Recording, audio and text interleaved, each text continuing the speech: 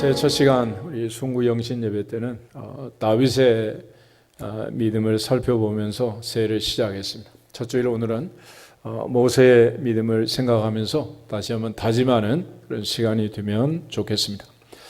히브리서 기자는 믿음장, 히브리서 11장에서 모세의 믿음을 소개하고 있습니다. 특별히 11장 6절을 보면 믿음이 없이는 기쁘시게 못하나니 하나님께 나가는 자는 반드시 그가 계신 것과 또한 그가 자기를 찾는 자들에게 상 주시는 이심을 믿어야 할지니라 그랬습니다. 올 한 해도 하나님이 살아계심을 믿고 하나님의 존재를 믿고 사는 해가 되기를 주 이름으로 축복합니다. 하나님 없는 이방인처럼 하나님 안 계시는 것처럼 두려워하지 말고 놀라지 말고 전능하신 하나님께 맡기고 사망의 음침한 골짜기에서도 함께 계심을 믿고 믿음으로 승리하기를 주님의 이름으로 축복합니다. 또한 하나님은 자기를 찾는 자들에게 상 주신다 그랬습니다. 냉수 한 그릇도 결단코 그 상을 잃지 않는다 그랬습니다. 오늘 모세의 믿음을 소개할 때 26절에 보면 그리스도를 위하여 받는 수모를 애굽의 모든 부와보다 더 큰 재물로 여겼으니 이는 상 주심을 바라봄이라 그랬습니다. 상 주심을 바라봄이라. 모세는 그의 인생을 살면서 하나님이 어떤 분이냐, 하나님은 상 주신 분이다 라는 것을 믿었고, 한번 죽는 것은 사람에게 정하신 일이고 그 후에는 반드시 심판이 있다라는 사실을 기억하면서 이제 새해 첫 주일 올 한 해도 우리가 살아가는 인생길을 하나님이 보고 계시고 감찰하시고 살피시고 마침내 우리에게 상 주실 것을 믿고 5달란트, 2달란트 받은 자들처럼 올 한 해 결산할 때 하나님 앞에 칭찬받는 상급받는 우리 모두가 되기를 주님의 이름으로 축복합니다. 특별히 모세의 인생을 보면 모세는 정확히 120년을 살았고 그의 인생은 또한 3분이 됩니다. 한 살부터 태어나서부터 이제 40살까지, 40살에서 80세까지, 80에서 120까지 모세 인생에는 모든 전환점이 있고 그의 삶이 이제 나누어지게 되는데 모세가 태어날 당시 이야기부터 죽음까지 인생 전체를 성경은 기록해 주고 있습니다. 물론 예수님도 출생에서 죽음까지를 기록하고 있고 이처럼 성경이 이제 죽음에서 출생에서 죽음까지 요람에서 무덤까지 전체를 기록한 사람도 있지만은 어떤 사람은 이제 부분 그렇게 기록하기도 하고 또 어떤 경우에는 이제 인생 전체를 통해서 하나님께서 그걸 사용하시는 경우도 있고 또 어떤 경우는 한때를 사용하는 그런 사람도 있어요. 어쨌거나 2021년 올 한 해는 이제 365일 하나님과 동행하고 하루하루 하나님이 우리를 통하여 하나님의 뜻을 이루고 우리가 주님 앞에 충성하는 복된 해가 되기를 주님의 이름으로 축복합니다. 모세가 태어날 당시의 그 상황을 보면 출애굽의 기록을 보면 요셉을 알지 못하는 새 왕이 등장하면서부터 애굽으로 내려갔던 민족의 운명이 이제 바뀌게 됩니다. 내려갈 때 70명의 가족이 내려갔지만 출애굽할 때 인구는 자그마치 60만 3,550명이었습니다. 그 거대 민족이 출애굽을 하는데 하나님께서 그들에게 만약에 그곳에 평안함을 주시고 행복함을 주시고 그들이 안락한 생활을 했다면 굳이 출애굽을 꿈꾸지 않았겠죠. 그런데 애굽에 사는 삶이 점점 힘들어지기 시작합니다. 바로가 강제 노동을 시키고 노동을 시켜서 이스라엘 백성들의 출산을 금지시키고 민족을 쇠약하게 하려고 했지만은 놀랍게 역설적으로 강제 노동을 시키면 시킬수록 이스라엘 민족은 더 강해졌고 또 그렇게 강제 노동을 시키면 시킬수록 아이들을 해산하는 일이 더 쉬웠단 말이에요. 그래서 산파를 시켜가지고 이제 산의 아이를 모조리 죽이도록 했지만 산파들의 고백을 보면 뛰어가기 전에 벌써 애를 낳습니다. 이렇게 나오는 거예요.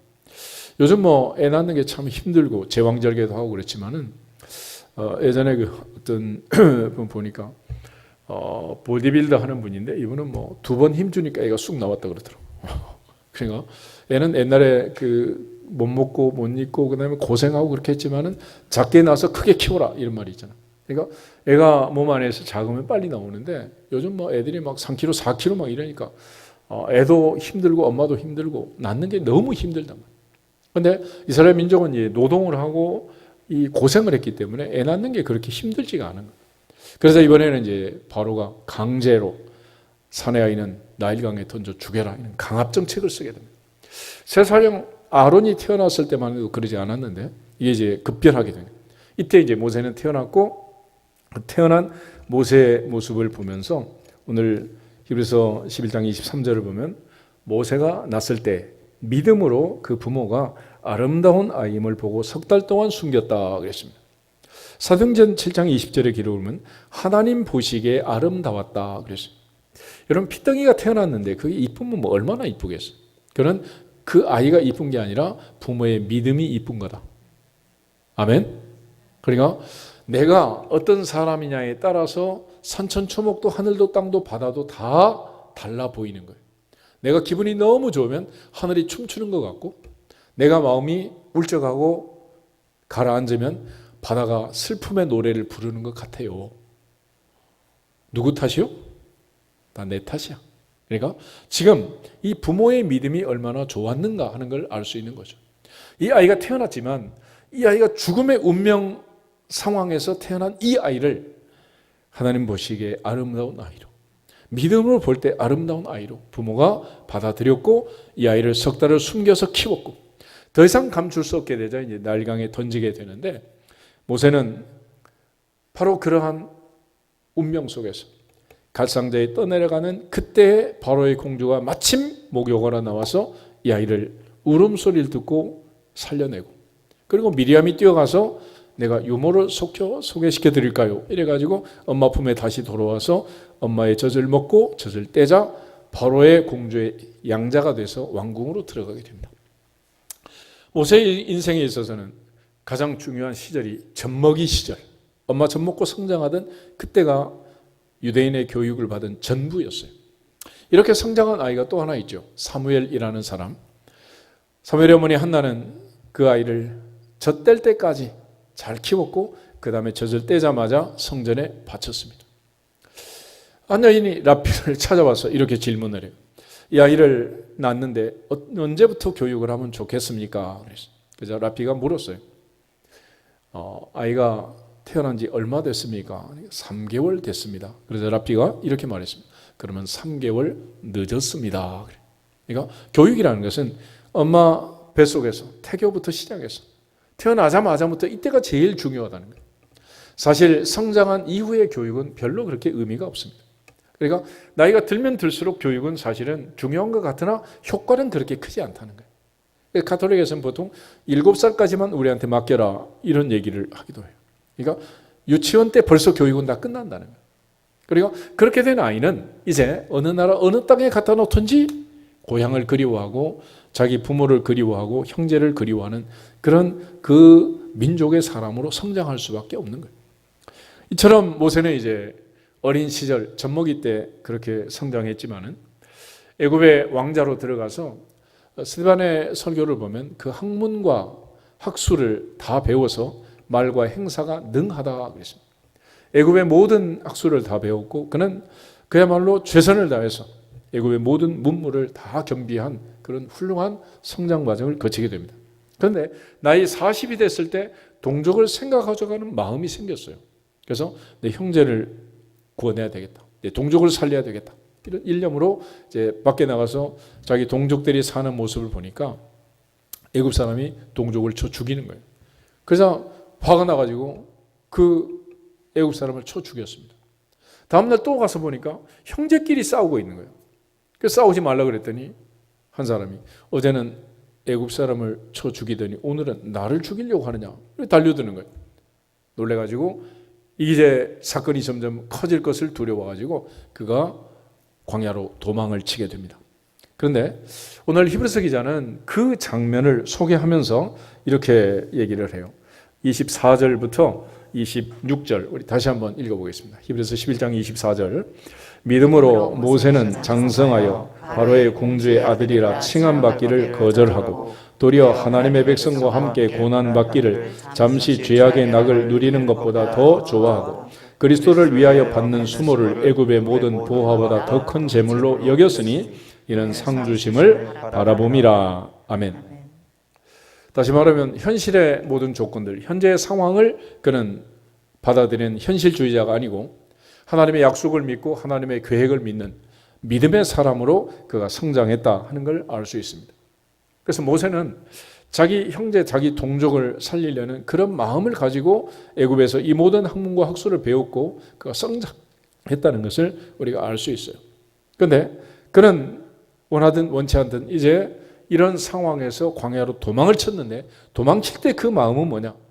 내가 애굽에서 왕자로서 이런 사건 몇 개야 뭐 얼마든지 무마시키려고 또 살 수도 있었겠지만은 그렇게 하지 않고 그가 간 것은 애굽의 모든 보화보다 하나님의 백성과 순환을 받고 고난을 받는 이것을 더 큰 보화로 여기고 더 큰 재물로 여기고 그는 애굽의 왕궁에서 탈출했다라고 얘기를 하고 있습니다.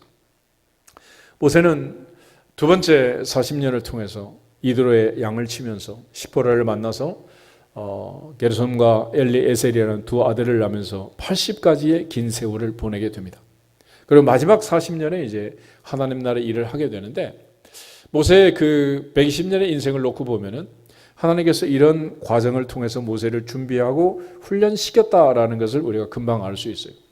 그러니까 초반 40년 동안 애굽의 학문과 학술을 배웠고 그는 모든 것을 겸비했기 때문에 하나님은 모세를 통하여 모세오경이라는 성경을, 율법을 기록하게 하시고 그것이 이스라엘 민족에게서 가장 중요한 하나님의 메시지로서, 말씀으로서 존재하고, 또 모세를 통해서 이제 십계를 주시고 또 성막을 짓게 하시고 민족을 하나님의 백성으로, 하나님의 다스리는 하나님의 제사장의 나라로, 하나님의 소유된 백성으로 만드는 그런 중요한 통로로 모세를 사용한 것입니다.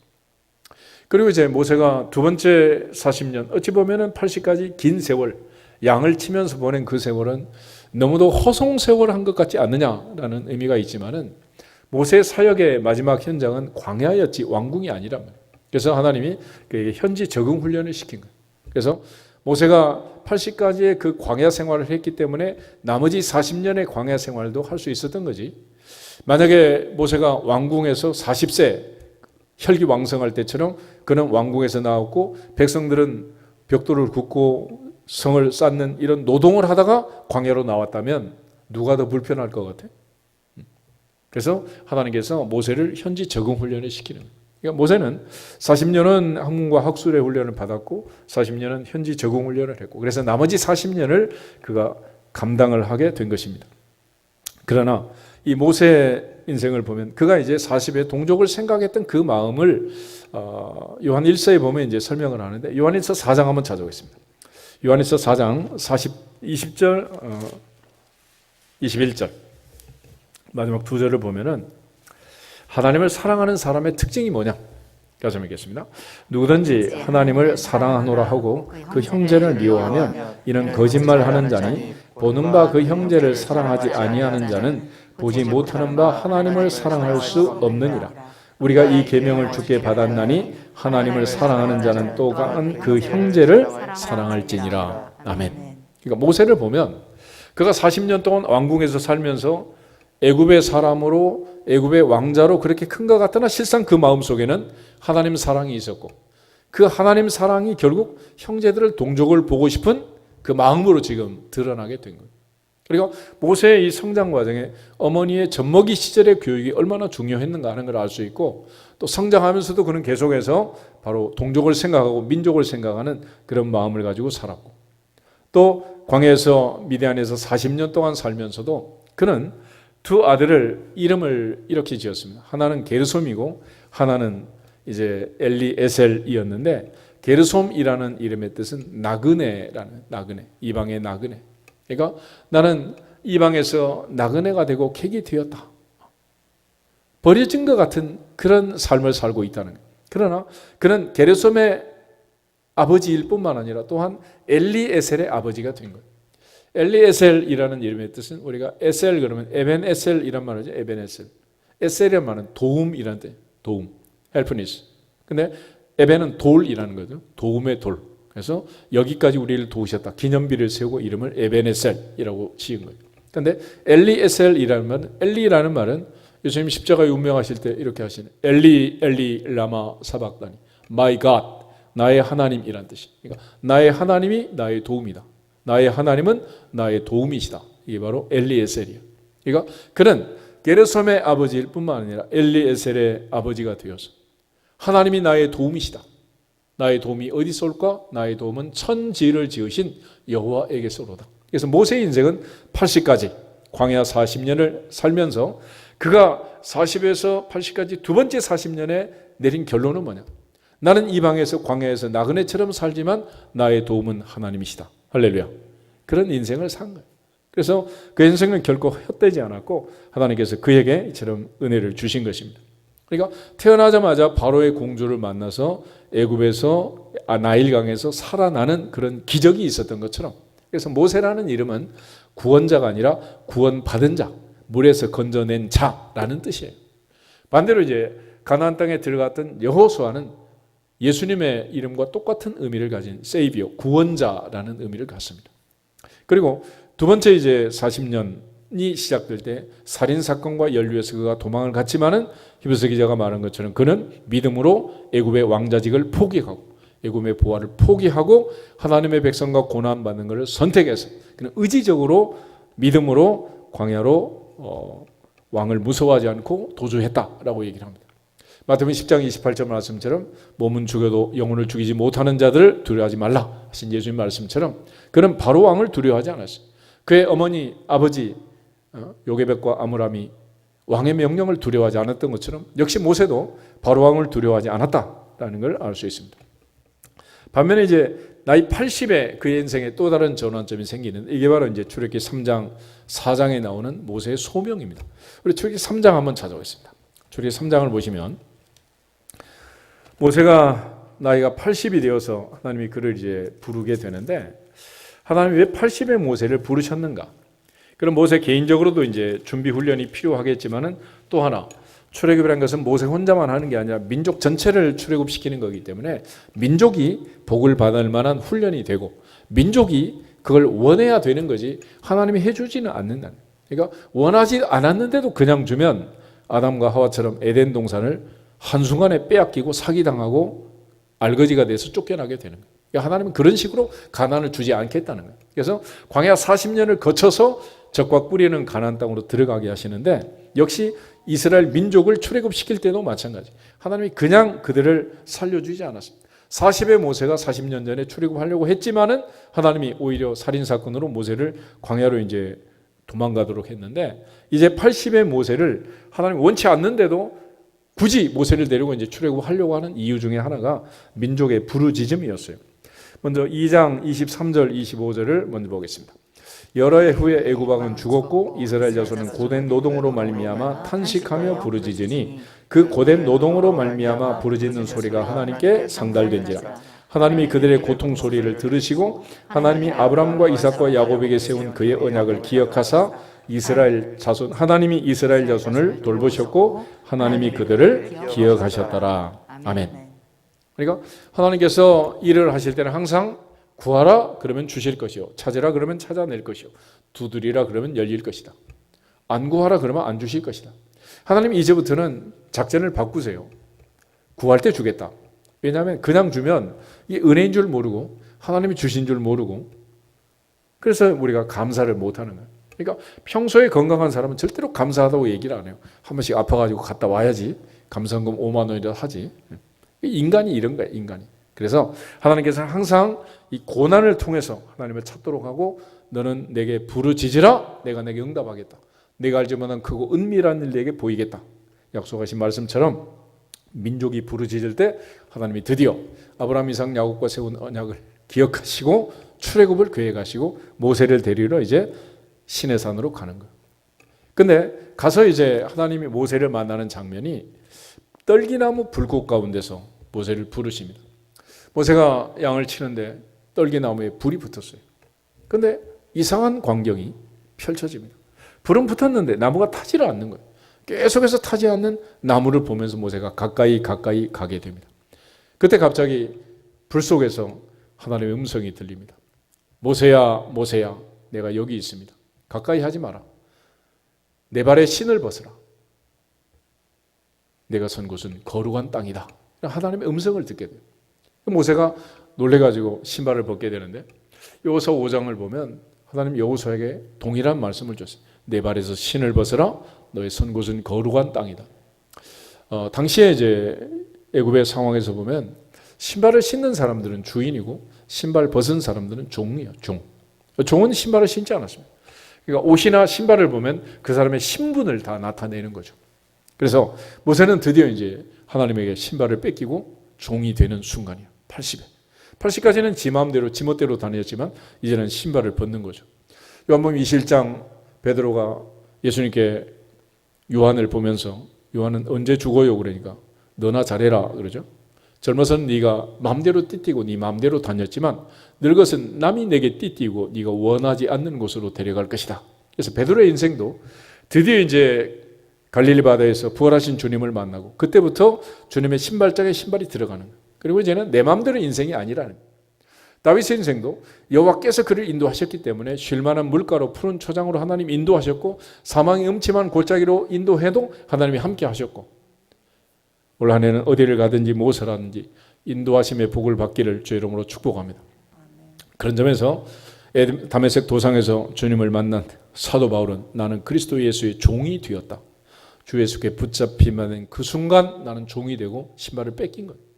하나님 앞에 새해 첫 예배를 드리면서 우리 모두가 다 올 한 해는 하늘의 신발장에 신발 집어넣고 내 마음대로 다니지 않고 인도하심을 받기를 주님의 이름으로 축복합니다. 모세는 그렇게 해서 이제 하나님을 만나게 되는데 바로에게 가서 내 백성을 구해라 그러자 모세가 내가 누구한테 바로에게 가고 내가 누구한테 이스라엘 백성들을 구원합니까? 난 못합니다. 보낼 만한 사람 보내세요. 이래. 그때 하나님께서 모세에게 나타나서 모세와 이제 담판을 짓게 되는 과정인데 13절, 14절 한번 보겠습니다. 출애굽기 3장 13절, 14절.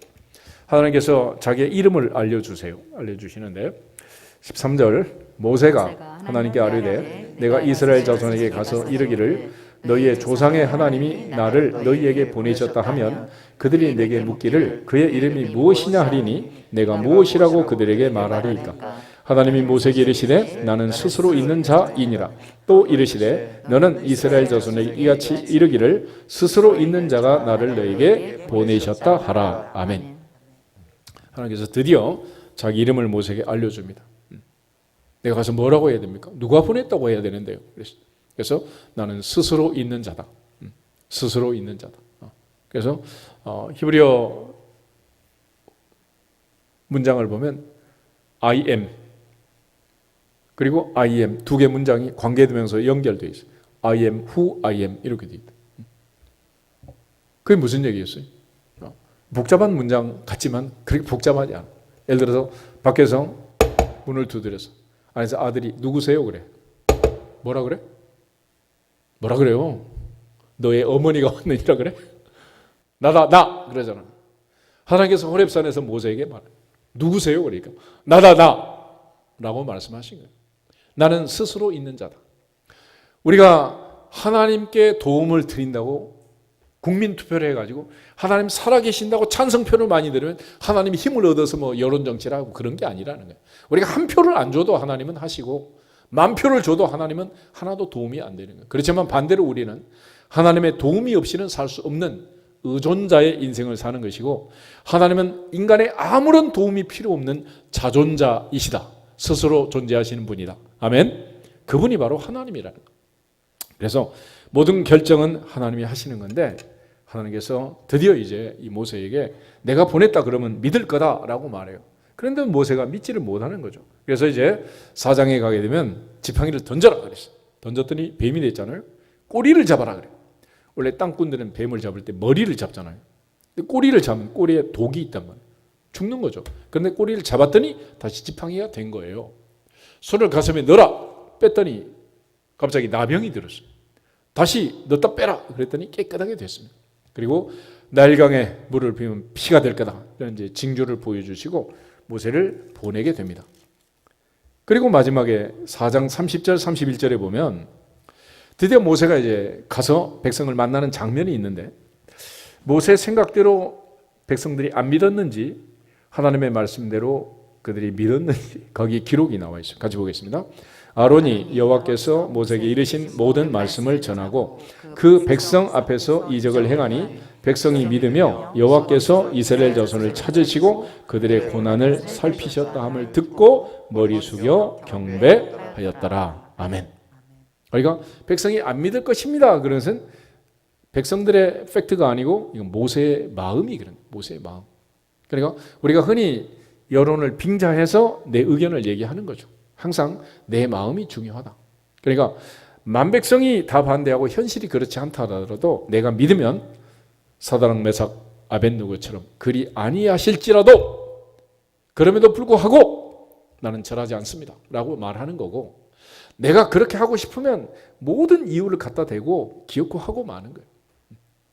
그러니까 내가 하나님 앞에서 충성하고 봉사할 때 오직 하나님의 미션, 그 사명이 이유가 돼야지, 세상적인 인간적인 눈에 보이는 여러 가지 환경이 이유가 되면 광야 세대처럼 출애굽을 했다가도 원망하고 불평하고 비평하고 비난하고 모두 다 불행한 세대가 되고 마는 거죠.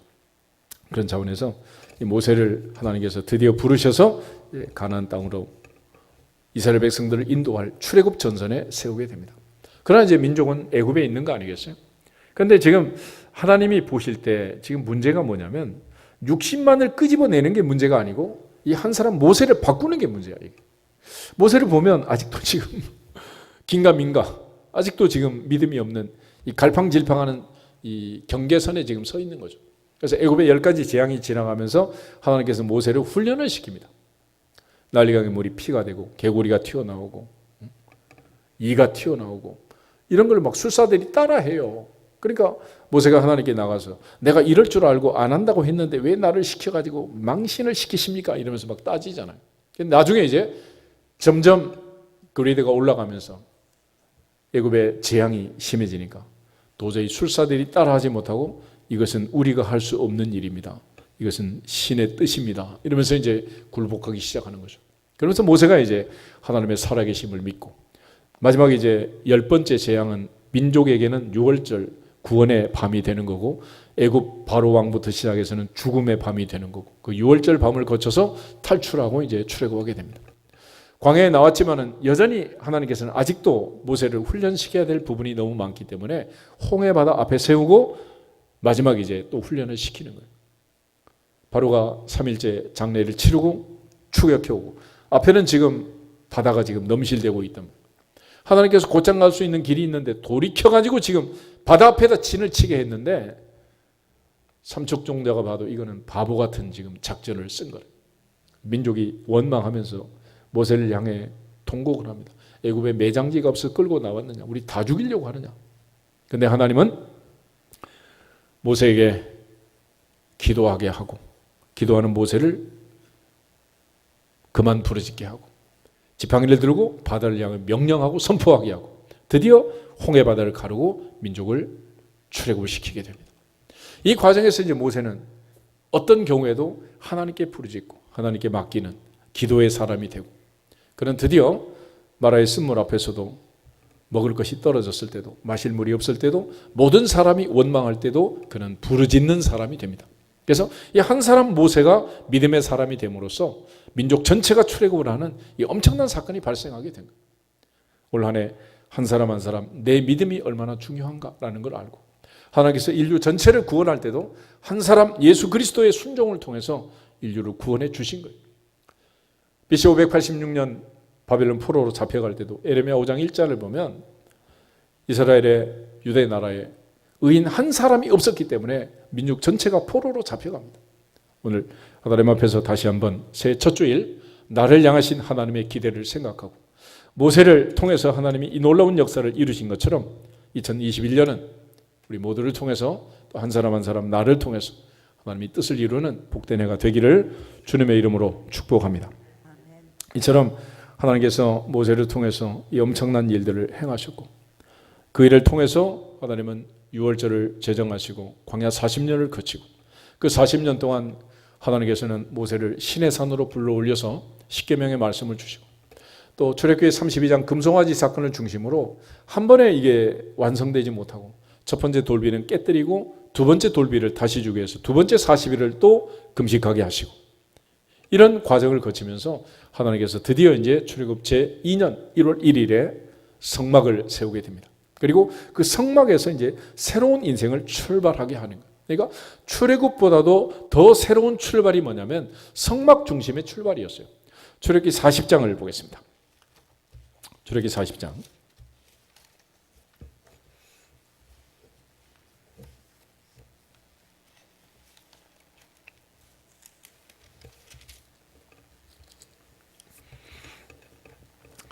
(1절) (2절) 우리 2절만 읽겠습니다.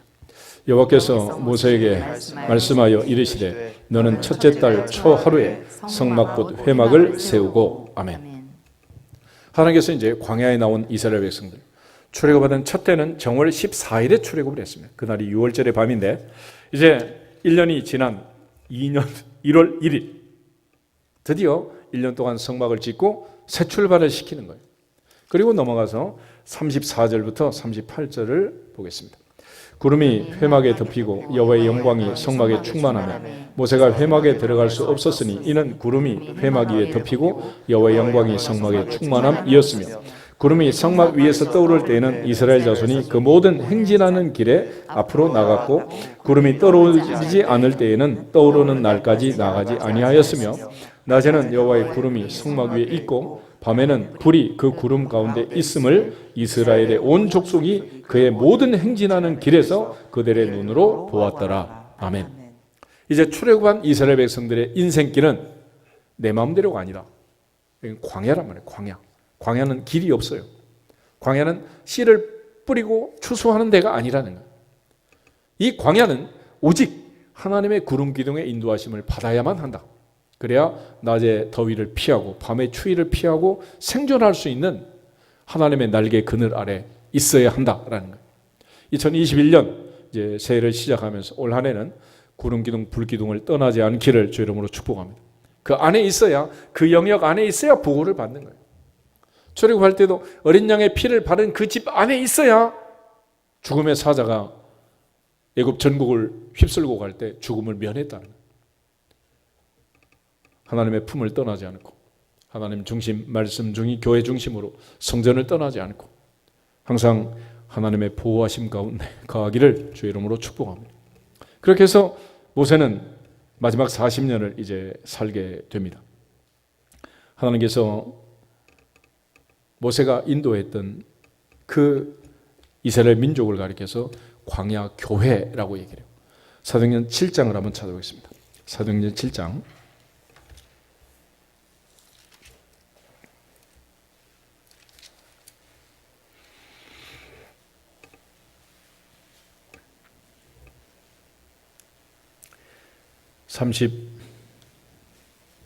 36절부터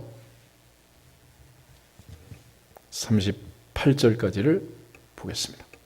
이 사람이 백성을 인도하여 나오게 하고 애국과 홍해와 광야에서 40년간 기사와 표적을 행하였느니라. 이스라엘 자손에 대하여 하나님이 너희 형제 가운데서 나와 같은 선지자를 세우리라 하던 자가 곧 이 모세라. 시내산에서 말하던 그 천사와 우리 조상들과 함께 광야 교회에 있었고 또 살아있는 말씀을 받아 우리에게 주던 자가 이 사람이라. 아멘. 모세가 인도한 60만을 광야 교회라고 해요. 그래서 구약에서 가장 큰 대형 교회, 이게 광야 교회이고 신약에서 가장 큰 대형 교회는 초대교회였습니다. 그런데 이 광야 교회와 초대교회는 비교되는 바가 많아요. 광야 교회는 가나안에 들어간 사람이 겨우 2사람, 여호수아와 갈렙이었습니다. 반면에 초대교회는 그 성령이 충만한 가운데도 넘어진 사람이 있어요. 아나니아, 삽비라 같은 사람들. 그러니까 결국은 하나님이 은혜 주시고 하나님이 복을 주셔야 되는 거지, 많은 사람의 다수를 따라 움직이는 교회가 아니다. 그러니까 교회라는 것은 항상 하나님 편에서, 진리 편에 서 있어야지 하나님을 기쁘게 하는, 그것이 믿음이지, 사람을 기쁘게 하고 사람의 여론을 따라서 사람이 이러는데요, 저 사람이 이러는데요, 이 사람이 이러는데요, 그걸 가지고 교회에서 하려고 하면 안 되나요? 세상 정치하는 게 아니잖아요. 특별히 하나님께서는 이 한 사람 모세마저도 가나안에 못 들어가게 했습니다. 모세가 왜 못 들어갔느냐? 이 모세의 마지막을 우리가 잘 알지만 모세는 마지막까지 건강했습니다. 그러나 못 들어갔어요. 왜 못 들어갔느냐? 그는 온유함을 상실했기 때문에 그런 거예요. 민수기 12장을 한번 보겠습니다. 민수기 12장을 보면 모세는 원래 아주 온유한 사람이었습니다. 민수기 12장 1절부터 3절을 보겠습니다. 민수기 12장 1절 모세가 구스 여자를 취하였더니 그 구스 여자를 취하였으므로 미리암과 아론이 모세를 비방하니라. 그들이 이르되 여호와께서 모세와만 말씀하셨느냐 우리와도 말씀하지 아니하셨느냐 하매 여호와께서 이 말을 들으셨더라. 이 사람 모세는 온유함이 지면의 모든 사람보다 더하더라. 아멘. 구실은 구스 여자를 취했다, 이게 이제 구실이었는데 실제로는 모세의 권위에 도전을 한 거예요.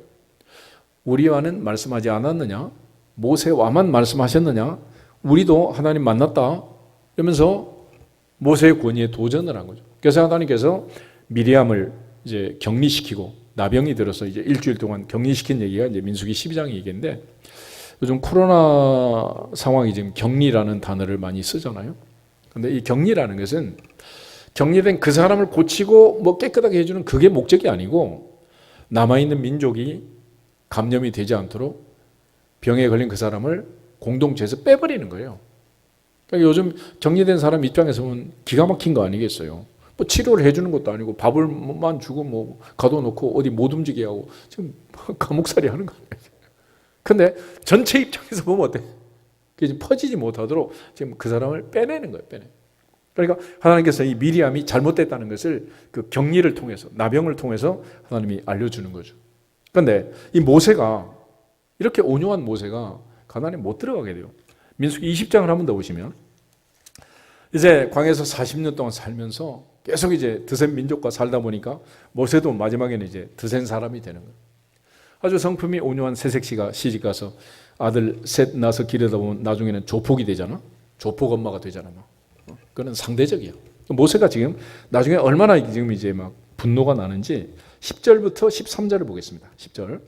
모세와 아론이 회중을 그 반석 앞에 모으고 모세가 그들에게 이르되 반역한 너희여 들으라. 우리가 너희를 위하여 이 반석에서 물을 내려 하고, 모세가 그의 손을 들어 그의 지팡이로 반석을 2번 치니 물이 많이 솟아나오므로 회중과 그들의 짐승이 마시니라.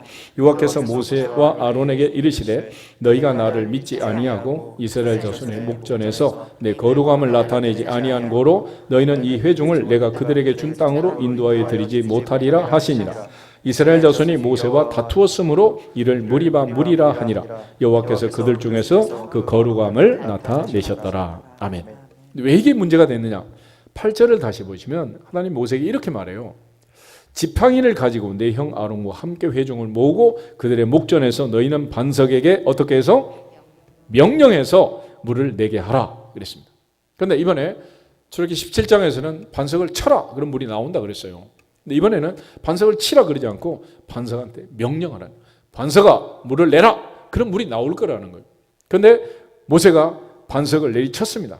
치면서 하는 말이 뭐냐면 반역한 너희여 들으라. 우리가 너희를 위하여 이 반석에서 물을 내려. 이러면서 상대는 굉장히 나쁜 반역자들이고 우린 지금 하나님 편에 서 있는 것이고, 이러면서 모세가 지금 막 내가 물을 준 것처럼 막 이렇게 막 분노하고 있는 모세의 모습을 봅니다. 마태복음 5장 8복이 나오죠. 그 8복에 보면 온유한 자의 복이 있어요. 온유한 자는 복이 있나니 저희가 땅을 기업으로 받을 것이며 그랬어요. 모세는 이 온유를 상실했기 때문에 가나안 땅에 못 들어간 거예요. 그런데 왜 지금 이 분노와 온유함의 상실이 문제가 되느냐? 바로 에베소서 4장을 보면 우리가 분노하지 말라 그러잖아요. 해가 지도록 분을 품지 말아라. 분을 품고 잠자리에 들지 말아라. 왜냐하면 마귀는 바로 그 틈을 노린다 그래요. 틈. 이 틈이라는 말이 헬라어로 토포스라는 말인데, 이게 발판, 항구를 얘기합니다. 우리는 삼면이 바다지만 아무데나 뭐 간첩이 들어오고 뭐 수만 톤 무역선이 물건을 싣고 내릴 수는 없잖아요. 그래서 전부 다 부산이든 목포든 군산이든 여수든 뭐 울산이든 항구에 포구를 만들고 그리고 거기서 물건을 내리고 올리는 거 아니겠어요? 그러니까 내가 분노하면 선착장을 만들어 주는 거예요. 갑판을 만들어 주는 거예요. 물 밀듯이 마귀가 들어올 수 있는 길을 열어주는 거란 말이에요. 근데 그걸 막는 건 뭐냐? 온유다. 온유. 성령의 열매 중에 보면 마지막에 온유가 있어요.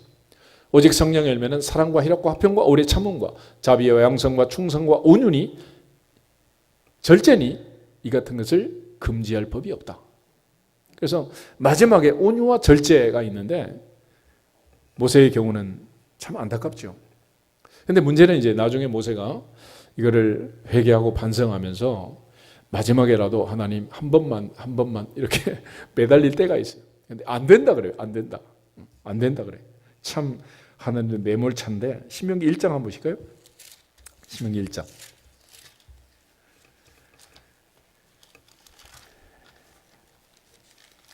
하나님께서는 이제 마음을 정했어요. 모세가 아니고 여호수아를 통해서 가나안 정복하기로 하나님이 결심을 하셨습니다. 그 중에 37절, 38절 두 절을 보겠습니다. 여호와께서 너희 때문에 내게도 진노하사 이르시되 너도 그리로 들어가지 못하리라. 네 앞에 서 있는 눈의 아들 여호수아는 그리로 들어갈 것이니 너는 그를 담대하게 하라. 그가 이스라엘에게 그 땅을 기업으로 차지하게 하리라. 아멘. 그다음에 3장 넘어가서 23절부터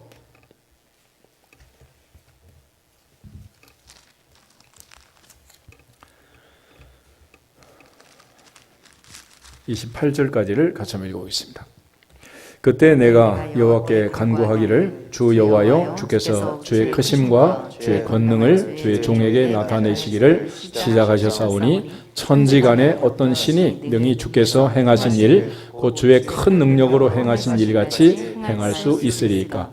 구하옵나니 나를 건너가게 하사 요단 저쪽에 있는 아름다운 땅 아름다운 산과 레바논을 보게 하옵소서 하되 여호와께서 너희 때문에 내게 진노하사 내 말을 듣지 아니하시고 내게 이르시기를 그만해도 족하니 이 일로 다시 내게 말하지 말라. 너는 비스가산 꼭대기에 올라가서 눈을 들어 동서남북을 바라고 내 눈으로 그 땅을 바라보라. 너는 이 요단을 건너지 못할 것임이니라. 너는 여호수아에게 명령하고 그를 담대하게 하며 그를 강하게 하라. 그는 이 백성을 거느리고 건너가서 내가 볼 땅을 그들이 기업으로 얻게 하리라 하셨느니라. 아멘. 마지막에 이제 신명기 34장에 모세가 죽을 때 그는 눈이 흐리지 않았고 기력이 쇠하지 않았다 그랬어요. 마지막 아침에 그는 비스가산 꼭대기까지 등산을 하고 요단강 건너편 남쪽 유다에서 북쪽 단까지 가나안 전체를 맨눈으로 살펴보게 됩니다. 마지막 죽던 날 그날도 모세는 전혀 눈이 흐리지 않았다는, 시력이 6.0은 되는 것 같아요. 그런데 모세는 그날 죽었습니다. 우리의 죽음은 사명하고 관계가 있는 거예요. 사명.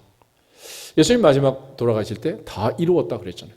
바울 역시 주 예수께 받은 사명 곧 은혜의 복음을 증거하는 마치려 하면 내 생명을 조금 더 귀한 것을 여기지 않는다. 유라굴라 광풍 속에서도 그는 죄수가 되어 포로로 로마로 끌려가면서 하나님이 계속 말씀하십니다. 바울아 너는 죽지 않는다.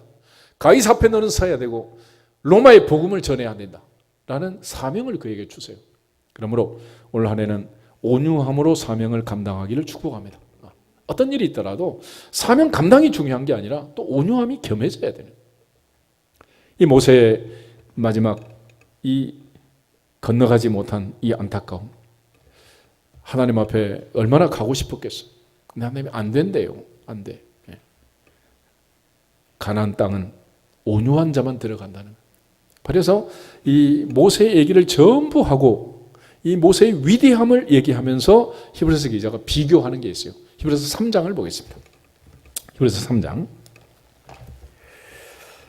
히브리서는 이제 예수님에 대한 기록을 히브리인들에게 증언하는 내용들인데, 먼저 이제 1장, 2장은 하나님은 예수님을 소개할 때 천사보다 위대하신 탁월하신 분이 예수님이다라는 걸 히브리서를 통해서 히브리인들에게 설명을 합니다. 그 다음에 3장에서는 모세보다 위대하신 그리스도를 얘기하고 4장에서는 가나안 땅에 들어간 여호수아보다도 더 위대하신 예수님을 소개하고, 그 다음에 이제 5장, 6장, 7장 가서는 대제사장보다 더 위대한 더 큰 대제사장 예수님을 우리에게 이제 소개하는데, 특별히 3장에 오게 되면 이제 이 모세가 했던 모든 일, 그는 종으로서 수고하고 애를 썼지만 예수님은 아들로서 순종한 거라는 거예요. 순종해. 그렇기 때문에 이제 우리가 하나님 앞에서 모세를 바라보는 것이 아니라 이 모세를 바라봤으면 이제 모세를 통해서 누구를 볼 줄 알아야 되냐? 예수님을 볼 줄 알아야 된다는 거예요. 1절부터 우리 3절까지를 보겠습니다. 그러므로 함께 하늘의 부르심을 받은 거룩한 형제들아, 우리가 믿는 도리의 사도이시며 대제사장이신 예수를 깊이 생각하라. 그는 자기를 세우신 이에게 신실하시기를 모세가 하나님의 온 집에서 한 것 같이 하셨으니, 그는 모세보다 더욱 영광을 받으실 만한 것이 마치 집 지은 자가 그 집보다 더욱 존귀함과 같으니라. 아멘. 모세의 순종은 마치 예수님의 순종과 같은 그런 순종이었지만, 모세는 종으로서 순종을 했고 예수님은 아들로서 순종했다. 그러면서 성경이 여기서 강조하는 결론이 하나 있어요. 그러면 왜 못 들어갔느냐? 도대체 못 들어간 사람 누구냐? 라고 얘기할 때 15절부터 19절 같이 한번 보겠습니다. 15절. 성경에 일렀으되 오늘 너희가 그의 음성을 듣거든 경노하시게 하던 것 같이 너희 마음을 완고하게 하지 말라 하였으니, 듣고 경노하시게 하던 자가 누구냐? 모세를 따라 애굽에서 나온 모든 사람이 아니냐? 또 하나님이 40년 동안 누구에게 노하셨느냐? 그들의 시체가 광야에 엎드러진 범죄한 자들에게가 아니냐? 또 하나님이 누구에게 맹세하사 그의 안식에 들어오지 못하리라 하셨느냐? 곧 순종하지 아니하던 자들에게가 아니냐? 이로 보건대 그들이 믿지 아니함으로 능히 들어가지 못한 것이라. 아멘. 다시 말하면 순종하지 않는다는 것은 믿지 않는 것과 같다라는. 그러니까 야고보가 행함이 없는 믿음은 그 자체가 뭐다? 죽은 것이다 라는 말과 똑같은 거예요. 그러니까 모세 인생을 통해서 우리가 배워야 할 가장 중요한 교훈 중에 하나는 끝까지 순종하고 마지막까지 순종하고, 우리가 아무리 마음에 들지 않아도 분노할 일이 있어도 하나님의 뜻을 생각하고, 그렇게 예수님처럼 마지막까지 온유와 겸손으로 순종해서 올 한 해는 영적 전쟁에서 승리하기를 주님의 이름으로 축복합니다. 그래서 히브리서 기자는 이 모세보다 위대하신 예수님을 생각하게 하고, 우리가 모세를 통해서 그렇게 순종하고 120년을 살았는데 모세의 안타까움이 있잖아요. 그러나 그 안타까움을 승화시킨 분이 누구냐? 예수님이라. 십자가에 죽기까지 복종하시고 나의 원대로 마시고 주님의 원대로 하옵소서. 올 한 해는 항상 구약에서 이 모세를 생각하지만 또 한편 누구를 생각하고 결론 내려야 된다? 항상 예수님 생각하면서 결론을 내리라는 예수님. 그러니까 모세가 한 그 엄청난 모세 율법, 어마어마한 게 있잖아요. 그렇지만 예수님께서는 내가 율법이나 선지자를 폐하러 온 줄로 생각하지 말아라. 완성케 하러 왔다. 완전하게 하러 왔다 그랬잖아요. 그러니까 모세 율법은 없어진 건 아니에요. 그러나 모세가 마무리하지 못한 그 마무리를 예수님께서 하신 거죠. 그것이 바로 예수님이 오신 목적이에요. 예수님은 40일 금식했지만 모세는 2번이나 했어요. 2번. 누가 더 많이 했어? 모세가. 그런데도 모세는 예수님의 예표인 것입니다. 모세가 광야에서 놋뱀을 든 것 같이 인자도 들려야 한다. 그래서 모세의 놋뱀 사건을 예수님은 십자가 사건과 비교해요. 그러니까 모세는 이미 다 나를 얘기했고 나의 사역을 얘기했고 나를 보여줬다라고 얘기합니다. 예수님은 모세의 율법, 모세의 성경 이걸 굉장히 칭찬하셨고, 그 모세가 나를 증거한 그것을 예수님은 여러 군데서 말씀을 하세요. 우리 누가복음 24장을 잠깐 보겠습니다. 44절. 누가복음 24장 44절 한 절만 같이 읽겠습니다. 또 이르시되 내가 너희와 함께 있을 때 너희에게 말한 바 곧 모세의 율법과 선지자의 글과 시편에 나를 가리켜 기록된 모든 것이 이루어져야 한 말이 이것이라 하시고. 아멘. 그러니까 모세는 누구에 대해서 기록했다는 거예요? 예수님에 대해서. 모세는 모두 다 예수님에 대해서 기록을 한 거예요. 그러니까 모세가 한 모든 행위들. 그래서 바울이 이제 이런 것들을 가리켜 가지고 예수님께서 하신 일이 그 일과 연결시켜서 이제 해석을 하는 거죠. 요한복음 5장 39절 40절 두 절 한번 더 보겠습니다.